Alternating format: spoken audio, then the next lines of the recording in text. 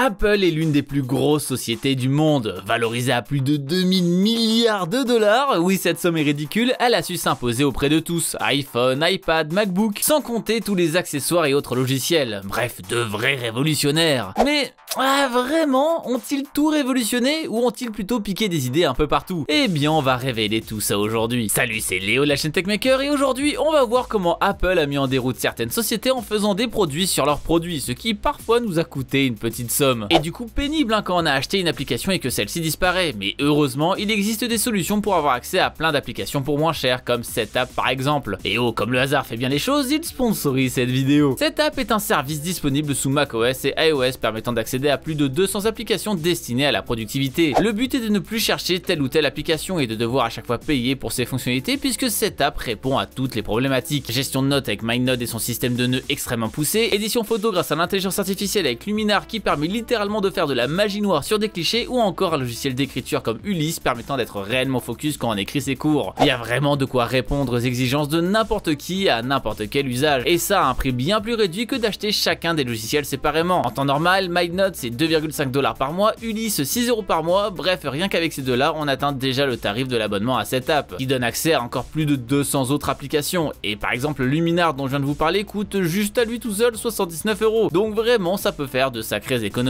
Et même si ça peut faire peur d'en avoir autant et de ne pas savoir quoi installer, Setapp est pensé pour vous aider à trouver la solution qui vous conviendra en pensant tâche à accomplir plutôt que logiciel, et donc en catégorisant tout ça pour que ce soit le plus clair possible. Entretien, productivité, développement, finance, vous serez une vraie machine de guerre avec tout ça. Vous cherchez un logiciel pour faire votre compta, il y a une proposition pour ça. Un outil de concentration grâce au Pomodoro, il y a une proposition pour ça aussi. Bref, il y a des propositions pour tout. Vous pouvez tester toute cette suite avec le lien en description avec une période d'essai de 7 jours et ainsi avoir par la suite tout ce tas de logiciels pour 9,99 $ par mois, soit environ 8 €. Au moins avec ça, vous pourrez utiliser votre Mac à son plein potentiel. Et derrière, vous pouvez aussi profiter de cette montagne d'applications de logiciels pour 2,49 $ supplémentaires par appareil, que ce soit iOS ou iPad, et donc avoir de la synchronisation entre tous vos appareils provenant de la petite boîte de Tim Cook. Mais bref, assez parlé d'applis qui marchent encore et qui sont vraiment utiles, on va maintenant parler d'apps bien enterrées par Apple, mais pas que d'applications d'ailleurs, car on va commencer avec Tile. Commençons par le plus récent. Tile n'est pas une application, enfin pas que, c'est une société fondée en 2012 autour des produits de tracking pour ainsi éviter de perdre ses autres produits. Il y a eu un vrai succès autour de cette marque et on accrochait partout leurs produits, sur ses clés, sur son portefeuille, etc. Bref, plus possible de perdre quoi que ce soit. Et comment ça marche? Eh bien tout ça c'est grâce au Bluetooth, et pas uniquement celui de votre smartphone mais de celui de tous ceux qui ont l'application en question. En effet, ces dernières vont communiquer entre elles pour ainsi vous aider à retrouver votre Tile. Alors dans le cas où vous avez perdu vos clés chez vous, c'est pas très utile vu que la portée du Bluetooth de votre smartphone sera suffisante, mais imaginez que vous les ayez oubliés au Starbucks du coin, et bien si un utilisateur Tile passe par là, son téléphone détectera vos clés et vous serez prévenu automatiquement, ce qui est plutôt pratique. Et vous le voyez arriver tel un moissonneur, Apple a annoncé l'AirTag lors de sa conférence d'avril 2021, un tracker Bluetooth faisant exactement la même chose que Tile, mais pourquoi ces derniers vont en souffrir? Eh bien car c'est Apple justement. Comme j'ai pu l'expliquer plus tôt, pour que les Tiles soient le plus précis possible, il faut que les gens aient l'application Tile en question, donc concrètement ils doivent eux-mêmes posséder un Tile, car sinon ça leur sert absolument à rien d'avoir cette application. Dans le cas des AirTags, pour que le réseau soit le plus efficace possible, la fonctionnalité est activée par défaut sur tous les iPhones. Aucune application installée, et même ceux qui n'ont pas ces fameux AirTags serviront tout de même de capteur, autant dire que le niveau de précision est simplement inégalable. Et Tile n'aurait jamais pu avoir ce genre d'autorisation de lui-même. Le niveau de précision peut même être encore plus vénère si vous avez un iPhone 11 ou plus permettant de retrouver des affaires au mètre près. Et le truc le plus sournois dans cette histoire, c'est qu'Apple permet à n'importe qui de maintenant utiliser ce réseau incroyable pour retrouver des affaires, appelé FanMy. Il existe des vélos par exemple qui en ont un d'intégré pour ainsi pouvoir le traquer et arrêter de se le faire voler à la sortie du collège, chouette. Mais du coup c'est aussi ouvert à Tile de rejoindre ce réseau. Et c'est là le vrai dilemme, soit ils acceptent de travailler sur ce réseau et vont donc aider gratuitement ce dernier avec leurs produits pour en échange profiter du réseau Apple et donc de devenir des produits en plus de seconde zone, ou alors ils refusent au risque de se faire écraser par le géant avec son réseau bien meilleur. On sent que tout est fait pour les détruire et finalement c'est possiblement pas pour rien. En effet, Tile avait attaqué en justice Apple en mai 2020 vu que le service Find My, qui était présent avant l'arrivée des AirTags, était automatiquement activé alors qu'il était impossible de le faire pour Tile, une société tierce, de faire de même en fait. Il reprochait aussi à Apple de cacher tout ça. Apple a démenti, mais en voyant la sortie des AirTags, il y avait peut-être du vrai dans l'histoire. Et comme on dit, jamais une sans deux, Tile a réattaqué Apple en justice suite à la sortie des AirTags, toujours pour la même raison, en montrant bien que tout était planifié avec la sortie de leur propre dispositif de tracking, avec comme argument la concurrence déloyale, étant donné qu'ils ne pouvaient pas profiter de la même façon des fonctions contre sur smartphone, il est impossible pour Tile de rivaliser. Bref, Tile est encore présent pour le moment car les AirTags sont extrêmement récents, mais ça m'étonnerait que la société puisse perdurer dans le temps à cause de tout ce bazar, vu que les prix sont assez similaires avec finalement aucun avantage à prendre des Tiles, à part si on a un Android et donc pas vraiment le choix vu que ça reste de l'écosystème Apple et donc l'écosystème fermé. Mais s'il l'ouvre un jour, bah futur F à eux. Flux. En parlant de F, parlons de F.Lux, ou plutôt Flux, une application sortie en 2009 que j'installais absolument partout tellement le confort qu'elle apportait était grand et à chaque fois que je l'installais chez quelqu'un, sa réaction était « mais ça va me changer la vie ». Mais qu'est-ce que c'était pour que ce soit si révolutionnaire? Eh bien, c'était un filtre d'écran. Non, partez pas, c'est bien plus sympa que vos filtres Insta. Le but de ce dernier est de réduire la lumière bleue émise par votre écran pour ainsi vous exciter un peu moins lorsque vous regardez votre écran tard le soir. Le but est de vous aider à dormir lorsqu'il est l'heure et ça fonctionne plutôt bien. Derrière, il y a la possibilité de le paramétrer pour qu'il se base sur le coucher et lever du soleil afin de complètement optimiser son utilisation. Il y a ensuite eu plein de dérivés, notamment pour smartphone avec Twilight qui faisait sensiblement la même chose. Mais derrière, les GAFAM sont arrivés avec leurs gros sabots. C'est en 2016 que Night Shift arrive chez Apple avec comme objectif de faire la même, mais encore une fois en mieux et plus pratique pour l'utilisateur. Déjà, rien à installer, c'est par défaut sur la bécane. Ça peut paraître rien, mais c'est quelque chose qu'il faut noter. C'est plus simple d'adopter un logiciel s'il est déjà présent. Pourtant, chez Flux, ils ont tout fait pour chier sur Night Shift. Des graphiques dans tous les sens, des explications sur comment fonctionnent les couleurs et comment ça agit sur notre organisme. Bref, à quel point Flux est quand même vachement mieux et qu'ils savent mieux faire qu'Apple. Le truc, c'est que même si ton produit est meilleur, si l'autre est plus facile d'accès et plus simple à utiliser, pour la plupart des utilisateurs, le choix sera vite fait. Surtout que côté iOS, il n'y a juste pas le choix du tout. Déjà de base, l'app n'était même pas disponible dans l'App Store, il fallait faire des magouilles comme jamais pour pouvoir la retrouver, mais malgré ça, ils ont purement et simplement été bannis par le grand Tim Cook. Ouch, coup dur, donc ouais, ils ont sacrément dû montrer les crocs pour faire peur à ce point. Bon, les gars de Flux, c'était pas des anges non plus, car les magouilles en question allaient contre les conditions générales d'Apple, mais ces derniers se sont réveillés juste avant la sortie de Night Shift. C'était clairement pas anodin, histoire de faire buzzer leurs features. Et après ça, tout le monde s'y est mis, Windows, Android, et qui, encore une fois, installé de base, pas besoin de trop paramétrer. Bref, plus aucun intérêt d'installer Flux et consorts pour l'utilisateur lambda. On les a finalement mis au mode nuit pour toujours.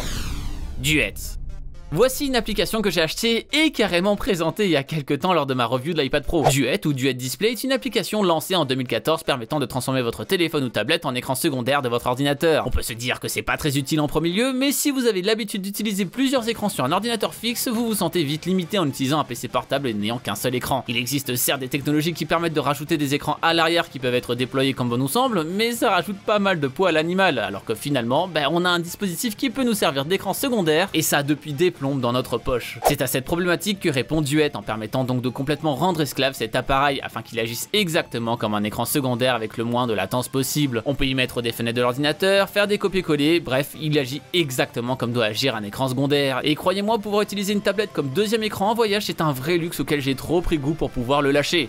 Enfin, encore faudrait-il pouvoir voyager. Et du coup, Apple a dû voir que des anciens ingénieurs de chez eux ont créé ça, vu que c'est écrit partout sur leur site, et même quand on recherche le produit sur Google. Mettre autant ce point en avant a dû donner envie à Apple de refaire la même chose, mais encore une fois en profitant du fait que les appareils qui vont pouvoir utiliser ce système, c'est les leurs. Et c'est donc en 2020 que sort Apple Sidecar, le concurrent de Duet. Et quelles sont les différences alors? Premièrement, c'est gratuit car inclus dans le système macOS, ce qui n'est pas le cas de Duet qui coûte 20 ou 30 $ suivant la version que l'on veut, mais surtout, c'est complètement disponible sans faire quoi que ce soit. Si vous avez un iPad et un MacBook sur le même compte Apple, eh bien vous y avez accès dans les paramètres en 5 secondes, là où il faudra faire un peu plus de manipulation avec Duet. Autrement dit, c'est vraiment si on a un besoin spécifique qu'on ira utiliser ce logiciel, mais depuis l'arrivée de Sidecar, j'ai complètement délaissé cette application que j'ai pourtant achetée il y a quelques années. Alors elle est toujours utile, notamment pour utiliser un iPad comme écran secondaire avec un PC sous Windows, mais niveau confort d'utilisation, c'est à des années-lumière d'Apple Sidecar.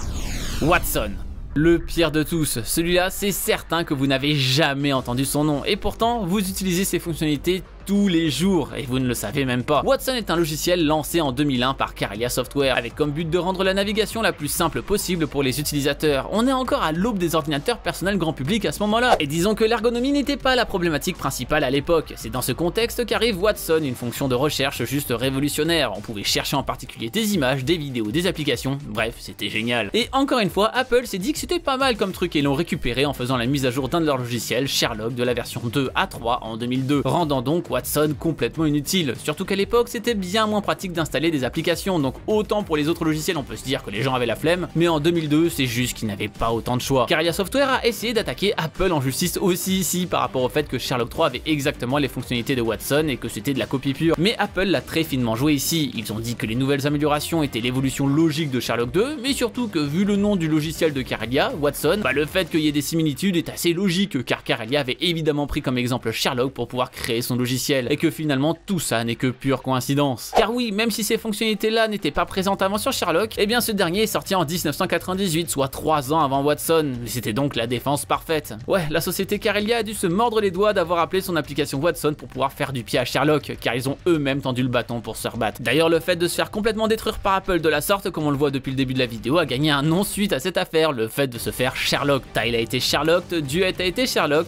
Flux a été Sherlock. Et dans les autres produits, j'ai dit finalement que c'était pas si mort que ça, étant donné qu'il reste quelques cas spécifiques où ça peut être encore utile. Mais ici, nada. Tout le monde a sa fonction de recherche native, et même si dans le cas de Flux par exemple, tout le monde a un équivalent, l'appli d'origine continue de vivre comme elle peut. Watson, lui, n'a plus été mise à jour depuis 2004. On peut vraiment dire que ce cher Watson est maintenant dans l'élémentaire. C'est bon, vous l'avez? Il y en a plein dont on n'a pas parlé dans cette vidéo, car finalement c'est souvent la même rengaine. Des applications de tracking de sommeil, des applications de réveil pour iPad qui n'étaient pas présentes de base sur l'appareil, Instapaper pour sauvegarder des articles, bref, une sacrée hécatombe quand on regarde dans le passé des applications tierces, même si pas aussi mémorables. D'ailleurs, si vous voulez vous faire un petit trip nostalgique, il suffit juste de chercher sur Google Upskill with iOS suivi d'un numéro de version et vous allez trouver plein de vieilles applications que vous utilisiez et dont vous avez complètement oublié l'existence. Même si ces sites étaient quand même souvent alarmistes, genre l'amélioration d'Apple Maps qui va complètement tuer Google Maps chez les utilisateurs iPhone. Bon, c'est bien d'être optimiste, hein, mais faut pas non plus être dans le délire total. On voit quand même que souvent sur des mises à jour de produits, Apple a pris des applications qui existaient déjà chez des développeurs tiers, se les sont accaparés et ont complètement gagné le monopole, car comme on l'a vu, c'est juste impossible de se battre contre ce mastodonte. Mais du coup, y a-t-il vraiment un moyen de protéger ça? Et surtout, est-ce que ce serait une bonne chose que ce le soit? Est-ce que cela ne bloquerait pas l'innovation? Dans le cas de Tile par exemple, oui, c'est triste, mais d'un autre côté, ça rend le produit encore plus dingue. Je pense qu'avoir toutes ces fonctionnalités de manière native, c'est génial et qu'il faut continuer d'améliorer les systèmes. Pour moi, le vrai problème, c'est la façon dont tout ça se passe, surtout quand on voit les moyens qu'ils ont. Ce serait des cacahuètes pour eux de lâcher quelques dizaines de millions aux créateurs des applications d'origine pour récupérer officiellement leur technologie. C'est peut-être utopiste de dire ça, mais même si ce qu'ils font actuellement est légal, ce dont je ne suis pas à 100% sûr, ils pourraient quand même remercier ceux qui les ont inspirés, ne serait-ce que par respect et honnêteté. Sans parler du fait qu'à force de se faire piquer les idées par des géants, les développeurs risquent de finir par perdre leur motivation à innover, car finalement à quoi bon se déchirer pour faire un super truc si c'est pour risquer qu'un géant nous vole notre idée sans aucun état d'âme. Encore une fois, on veut me taxer d'hater Apple de mes deux, mais bon, je précise encore que j'ai certains de leurs produits car je les trouve pas mal, et en réalité c'est pas les seuls à avoir fait des choses du style. Le destin de Flux a été similaire sur Windows par exemple, vu que le système d'exploitation de Bill Gates s'est aussi vu affublé d'un mode du style après la montée en popularité de ces 10 logiciels. Et pareil pour Watson d'ailleurs, j'aurais même pu appeler la vidéo 4 sociétés que les GAFA m'ont détruit, mais vous auriez moins cliqué si je l'avais fait. Faut bien garder cette relation amour-haine que j'ai avec Apple quand même. Et en vrai, ça crée une sacrée question tout ça. D'un côté, oui, la concurrence est quelque chose de sain, et où le consommateur est normalement toujours gagnant. Mais ici, les différentes sociétés ne se battent absolument pas à armes égales. Mais du coup, est-ce que dans ce cas-là, l'iPhone devrait être ouvert à tous pour ainsi éviter ce genre de choses comme avec Tile? Pour que tout le monde puisse travailler de la même façon sur ses apps? D'ailleurs, j'ai parlé de certains qui ont fait des procès, mais il y en a plein d'autres, notamment Spotify qui a aussi attaqué en justice Apple au sujet d'Apple Music pour